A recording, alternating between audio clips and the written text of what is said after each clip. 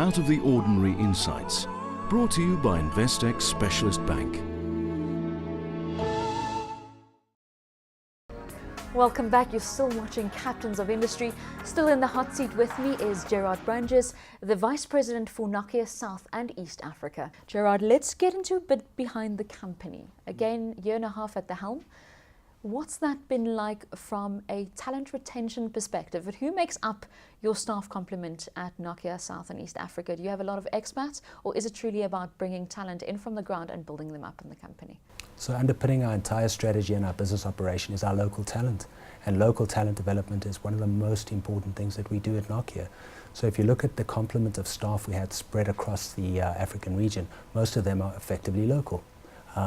It's very important for us to make sure that we, number one, attract the right talent, but more importantly, retain them and grow them into senior managerial roles. And there's a number of specific initiatives that we've embarked on. The most recent of which is we partnered together with Gibbs, and we had a specific Africa talent development program. We exposed 20 of the best African leaders that we have who are ready for the next senior step to a number of different projects in different worldwide locations. So it's fundamentally important for us. I mean, my personal belief is that if you have people from the industry who are from a particular community doing business in their own community, it benefits you tremendously. So, it's vitally important that we have African talent in senior roles for Nokia in Africa. Now, Nokia is a Finnish company, and headquarters still. How do you deal with having an international, multinational parent company and have them understand the value and understand the market that they're operating in locally? I think it's been relatively easy from an Africa perspective. I mean, Africa is almost the last frontier. If one looks at the growth coming out of Africa at the moment, if you look at the population numbers projected to come out of Africa over the next 20 years, there's a huge growth opportunity. So the numbers stack up, I think, number one. I think number two, the Nokia values are universal values. It's about respect, it's about dignity, it's about treating one another as human beings. So it's really easy to identify, with our colleagues out of Finland, and the support that we get is tremendous. Of course, there's certain commercial obligations that we have to deliver back to the group, but I think it's really clear to us. I mean, our president and CEO, Stephen Elop, was here last year in Africa, his first trip to Africa, and he was blown away by the energy, he was blown away by the innovation and the opportunity. And as a consequence of that visit, we got more resources to invest behind our Africa strategy. So it's well recognized that there's a huge opportunity here.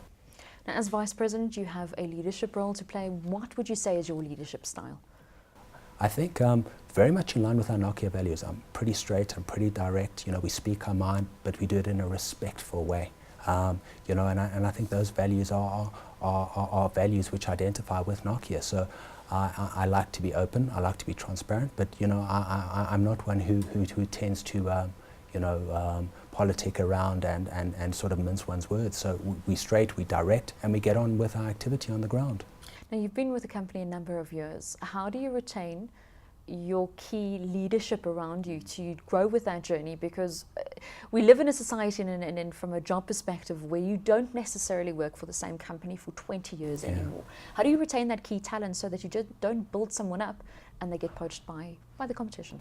I think that's a question that we're constantly asking ourselves every single day, because a number of our people are under threat. But I think it's all about the employee value proposition that you put together. So if you look at how we invest behind our employees, how we train, how we develop them, I think that's fundamental. Number two, the culture and the climate that's evident in the organization. Do people actually enjoy working there? And if you get that right, that's really, really important. I think thirdly, do people see potential for career scope and progression? And I think we've been able to demonstrate that to African leaders. And I think fourthly, the last proposition is making sure that we're competitive from a financial perspective. So if you get all of those things together and you package it in the right way, you are protecting yourself in the best possible way. Now, from an age perspective, I have to ask this question. People associate technology with the younger generation. What is the average age of a Nokia employee? If you had to take a stab at it. If I look around the South African office, probably around 28 to 30 years old, So it's in line with that technology. Do you have to be young and technologically savvy to work in an industry like Nokia? No, and I use myself as an example. You know, I have a background of packaged goods before I moved into the technology space. But you know, there were certain business fundamentals that I bring, but more importantly, I made it in my interest to understand the consumer and the products that we were marketing to those consumers. So not necessarily, it can be an advantage, but it's all about your mindset and your opportunity or your propensity to learn and to grow and to develop yourself. What drives you? I want to be a success in everything that I do. I really want to make the best of what I've been given, and I really want to be able to look back and have no regrets. So, you know, I'm an all-in type of a person, and you know, that absolutely drives me to do the very best that I can. Who do you look up to? Is there a specific leader that you've tied, maybe as Stephen Elop, who has been that driving force in your life from a leadership perspective? I don't think there's any one particular individual. I mean, there's so many positive influences I've had in my life, and I make it in my interest to watch and to learn all the time. So when I meet new people, you know, I sort of watch and I learn, and I take the good as well as the bad from that individual, and I learn from them. I also read a lot, so I read a lot of autobiographies, and from those reading experiences, you know, I take lessons. So, you know, there's a number of influences that I have. You say you read. Obviously, Yeah. Is that in your leisure time? What else do you do? Are you a keen golfer, perhaps? So no, I'm not a golfer. You know, I think golf is something that I tried, but to be quite honest, I don't quite have the patience for that. But there's a number of things that I do. So absolutely, I love to read. I love reading history because there's so many lessons there. I love to read about interesting people. And of course, like any South African, I love my sports. And I think it's great, you know, the last couple of years of my son growing up, you know, that I'm able to do sports and go watch sports in South Africa with my son, spend time with my family. So yeah, I mean, I enjoy my sports and I enjoy spending time with my family. You mentioned your family, you have 2 kids and a lovely wife as well. How do you balance, and this is a question we ask all of our captains, how do you balance your work with your personal life, and is there such a thing as work-life balance when you're sitting at the helm of such a big company like Nokia? I definitely believe there is.